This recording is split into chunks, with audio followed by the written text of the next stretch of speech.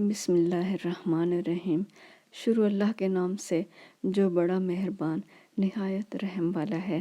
دوستو، اب تک ہم نے سورہ بقرہ کی آیت نمبر 3 میں مومن کی 3 نشانیاں وضاحت کے ساتھ بیان کرنے کے لیے 9 پارٹ بنا چکے ہیں، جس میں مومن کی پہلی نشانی تقوی پر بیان دیا ہے، اور پھر دوسری نشانی نماز قائم کرتے ہیں کی وضاحت کے لیے عبادت کیا ہے، رہبانیت کیا ہے، نماز کیا ہے، اسلام میں نماز کا کیا مرتبہ ہے، نماز کی حقیقت کیا ہے، نماز کا روحانی مقصد کیا ہے، نماز کی شرائط اور آداب کو جاننے کی کوشش کی۔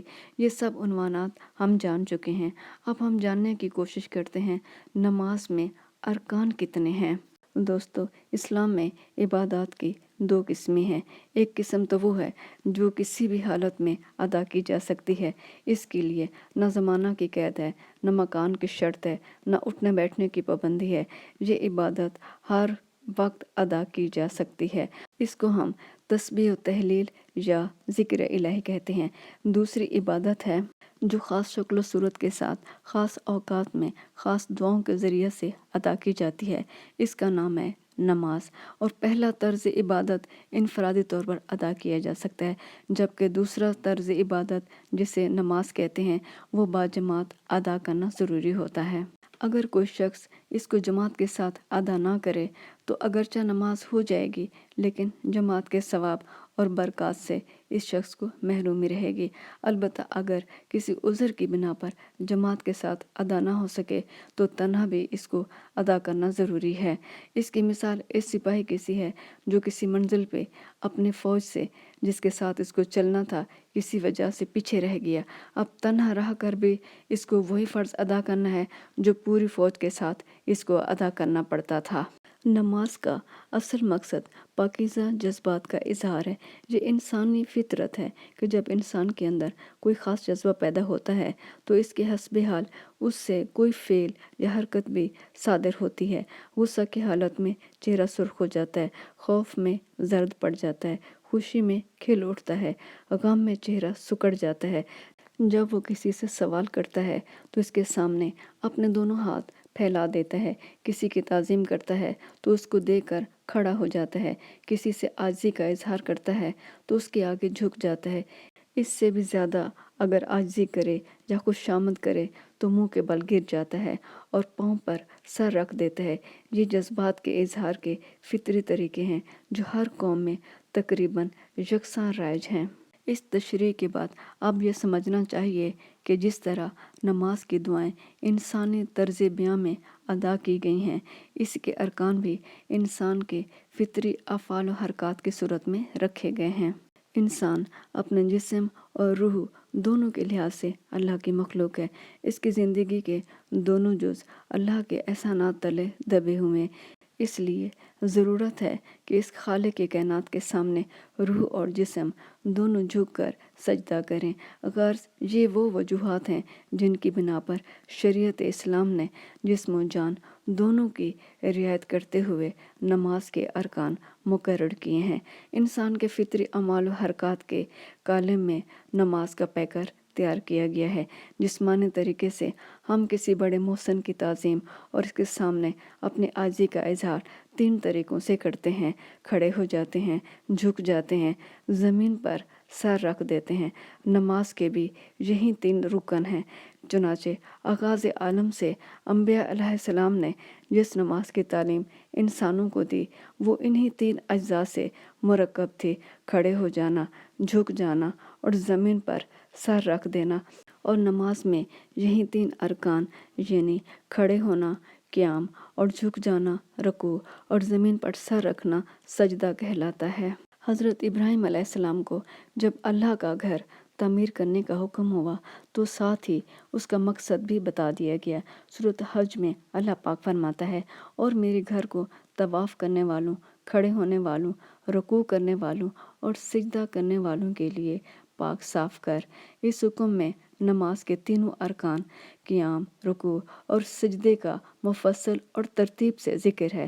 حضرت مریم علیہ السلام کا زمانہ سلسلہ اسرائیل کا آخری عہد تھا۔ ان کو خطاب کرتے ہوئے اللہ پاک سورۃ آل عمران میں فرماتا ہے، اے مریم اپنے رب کے حضور میں کھڑے ہو کر بندگی کر اور سجدہ کر اور رکوع کرنے والوں کے ساتھ رکوع کر۔ اس نماز مریم میں بھی نماز کے تینوں ارکان موجود ہیں۔ تورات کے حوالوں سے بھی نماز کے مختلف ارکان کا پتہ چلتا ہے، مگر مشکل یہ ہے کہ ترجمہ کرنے والوں نے عبرانی اور یونانی لفظوں کے ترجمے سے اپنے خیالات اور رسم و رواج کو بھی ملا دیا ہے، جس سے حقیقت کے چہرہ پر بڑی حد تک پردہ پڑ گیا ہے۔ لیکن پھر بھی عبادت اور تعظیم کے یہ تینوں طریقے پائے جاتے ہیں۔ تورات میں پائی جانے والی چند آیات کا ذکر، جس میں نماز کے ان تینوں ارکان کا ذکر پایا جاتا ہے۔ نمبر 1، قیام، ابراہیم ہنوز اللہ کے سامنے کھڑا رہا۔ نمبر 2، رکوع، ابراہیم زمین تک ان کے آگے جھکا اور بولا، اے خداوند۔ سجدہ، اور یہ سن کے خداوند نے بنی اسرائیل کی خبر گیری کی اور ان کے دکھوں پر نظر کی، انہوں نے اپنے سر جھکائے اور سجدے کیے۔ زبور میں حضرت داؤد علیہ السلام سے اللہ پاک فرماتے ہیں، اور تجھ سے ڈر کر تیرے مقدس ہیکل کی طرف تجھے سجدہ کروں گا۔ ان حوالوں سے بخوبی ثابت ہے کہ ابراہیمی ملت میں عبادت اور تعظیم الہی کے یہ تینوں ارکان موجود تھے، اور اسلام نے اسی کی پیروی کی ہے۔ موجودہ انجیل میں دعا، نماز کا ذکر متی، مرکز، لوکا وغیرہ میں ہے۔ طریقہ نماز میں ایک انجیل میں ہی ایک ہی موقع کے لیے گھٹنا ٹیکنا یعنی رکوع کرنا پایا جاتا ہے، باقی انجیل خاموش ہیں۔ عہد نبوی میں یہود و نصارہ میں جو لوگ نماز کے پابند تھے، وہ بھی ان ارکان کو ادا کرتے تھے، کھڑے ہو کر تورات یا زبور کی آیتیں تلاوت کرتے تھے اور سجدہ بھی کرتے تھے۔ قرآن پاک میں ان کی شہادت موجود ہے۔ سورۃ آل عمران میں اللہ پاک فرماتا ہے، وہ برابر نہیں ہیں اہل کتاب میں، کچھ ایسے بھی ہیں جو رات کو اللہ کی آیتیں کھڑے ہو کر پڑھتے ہیں اور سجدے کرتے ہیں۔ روایات میں ہے کہ رکوع میں یہودوں کی طرح دونوں ہاتھ جڑے نہ رہیں۔ اس سے معلوم ہوا کہ عرب کے یہود بھی نماز کے یہ مختلف ارکان ادا کرتے تھے۔ اسلام کی نماز بھی انہی قدیم ارکان اور فطری شکل و صورت کے ساتھ فرض ہوئی، جو حضرت ابراہیم علیہ السلام کے عہد سے اب تک چلی آ رہی تھیں۔ چنانچہ انسائکلوپیڈیا آف اسلام کے مصنفین اس حقیقت کو تسلیم کرتے ہوئے لکھتے ہیں، اسلامی نماز اپنی ترکیب میں بہت حد تک یہودیوں اور عیسائیوں کی نماز کے مشابہ ہے۔ اسلام نے صرف یہ کیا کہ اس خزانہ کو وقف عام کر دیا، انسانی آمیزشوں کو نکال کر بھلائے ہوئے فریضوں کو دوبارہ یاد دلائے، مٹے ہوئے نقش کو ابھار دیا، نماز کے بے جان پیکر میں حقیقت کی روح پھونک دی، اس میں اخلاص کا جوہر پیدا کیا، اس کو دین کا ستون بنایا، اور اپنے متواتر تعلیم اور عمل سے اس کی ظاہری شکل و صورت کو بھی ہر انسانی تغیر سے محفوظ کر دیا۔ نماز صرف تسبیح و تہلیل اور ذکر الہی کا نام نہیں، بلکہ اس کے ساتھ کچھ ارکان بھی ہیں۔ رسول پاک صلی اللہ علیہ وآلہ وسلم اور صحابہ کرام کے عمل متواتر کے علاوہ خود قرآن پاک سے بھی ثابت ہے۔ خوف اور جنگ میں نماز کے مختصر کرنے اور ارکان کی تخفیف کی اجازت دی گئی ہے۔ اس کے بعد ہے کہ جب خطرہ جاتا رہے تو نماز کو اسی طرح ادا کرو جس طرح تم کو سکھایا گیا ہے۔ سورہ بقرہ میں اللہ پاک فرماتا ہے، نمازوں کی اور بیچ کی نماز کی نگہداشت کرو اور اللہ کے سامنے ادب سے کھڑے ہو، پھر اگر خوف ہو تو پیادہ یا سوار ہو کر پڑھو، پھر جب خوف جاتا رہے تو اللہ کو ویسے یاد کرو جیسے اس نے تم کو بتایا جو تم نہیں جانتے تھے۔ اس سے ثابت ہوتا ہے کہ اس ذکر الہی کا کوئی خاص طریقہ تھا جس کی عملی شکل نماز ہے۔ آپ صلی اللہ علیہ وآلہ وسلم نے تمام عمر خود کس طرح نماز پڑھی اور صحابہ کرام کو کس طرح کی نماز سکھائی، کیونکہ نماز کی یہ عملی کیفیت پورے تواتر کے ساتھ उस अहद से लेकर आज तक मौजूद है और दोस्त दुश्मन और मुखालिफ सबको मालूम है और इस्लाम के हर फ़िरका में यकसा तौर पर नमाज राइज है। ताहम नज़रिया पसंद लोगों के लिए कुरान पाक से इनका सबूत पहुँचाना ज़्यादा मुनासिब होगा। हम पहले रब्बुल इज़्ज़त की बारगाह में मुअद्दिब खड़े होते हैं। सूरह बकरा में अल्लाह पाक फरमाता है, नमाज़ों पर अमूमन और बीच की नमाज पर खसूसन निगाह रखो और अल्लाह के आगे मुअद्दिब खड़े रहो। नमाज का आगाज़ अल्लाह का नाम लेकर करते हैं। सूरत मुदस्सिर में अल्लाह पाक फरमाता है, और अपने परवरदिगार का नाम लिया कर, बस नमाज पढ़ी और अपने रब की बड़ाई बयान कर। लफ्ज़ अल्लाह अकबर जिसकी नमाज में बार बार तकरार की जाती है, इसी हुक्म की तामील में है। अल्लाह पाक सूरत तौर में फरमाता है, और जब तू खड़ा हो तो अपने परवरदिगार की हम्द की तस्बीह कर। फिर कुरान पढ़ते हैं। अल्लाह पाक फरमाता है सूरत मुज़म्मिल में, कुरान में से जितना हो सके पढ़ो। कुरान की इन आयतों में अल्लाह के अस्मा और सिफ़ात का जिक्र करते हैं, इसकी हम्द खसूसियत के साथ बयान करते हैं, जिससे इसकी बड़ाई बयान होती है। सूरत इसराइल में अल्लाह पाक फरमाता है, कह अल्लाह को पुकारो या रहमान को पुकारो, जो कहकर पुकारो सब अच्छे नाम इसी के हैं। अपनी नमाज ना बहुत ज़ोर से पढ़ और ना बहुत चुपके चुपके बीच की राह तलाश कर, और कह के हम इस अल्लाह की जिसने कोई बेटा नहीं बनाया और ना सल्तनत में कोई इसका शरीक है और ना दरमांदगी के सबब से लिबास का कोई मददगार है, और इसकी बड़ाई कर बड़ाई बड़ी। अल्लाह की हम्द चूँकि सूरत फातिहा में मज़कूर है, इसीलिए इस सूरत को हर नमाज में पहले पढ़ते हैं। इसके बाद कुरान में से जितना पढ़ना मुमकिन और आसान होता है इसको पढ़ते हैं। फिर अल्लाह के सामने अदब से झुक जाते हैं, यानी रुकू करते हैं। सूरह बकरा में है, और रुकू करने वालों के साथ रुकू करो। फिर इसके आगे पेशानी को ज़मीन पर रख देते हैं, यानी सिजदा करते हैं। सूरत हज में अल्लाह पाक फरमाता है, ऐ ईमान वालो, झुको, रुकू करो और सजदा करो और अपने रब की प्रस्तिश करो और नेक काम करो ताकि कामयाब हो।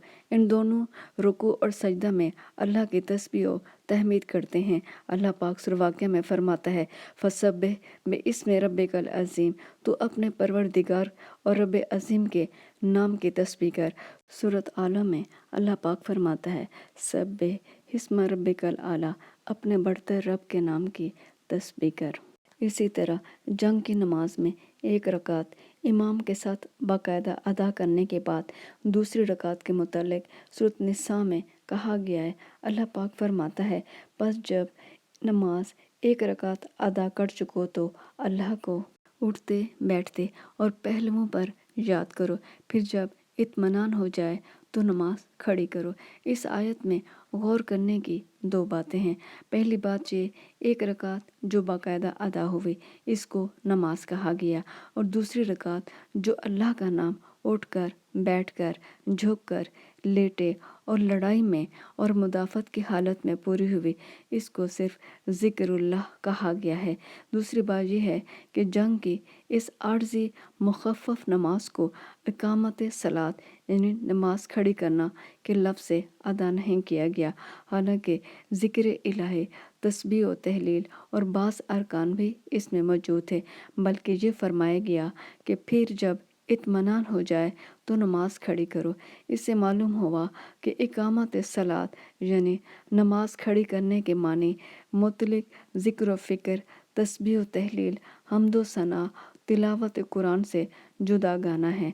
यानी इकामत सलात के ज़मन में ज़िक्र, फ़िक्र, तस्बीह व तहलील, हम्द व सना, किरात के अलावा कुछ और अरकान भी दाखिल हैं जो जंग की हालत में कम या मौकूफ़ हो गए थे, और अब इस आर्जी माने के दूर हो जाने के बाद फिर बादस्तूर नमाज में इनकी बजा आवरी का मुतालबा किया जा रहा है।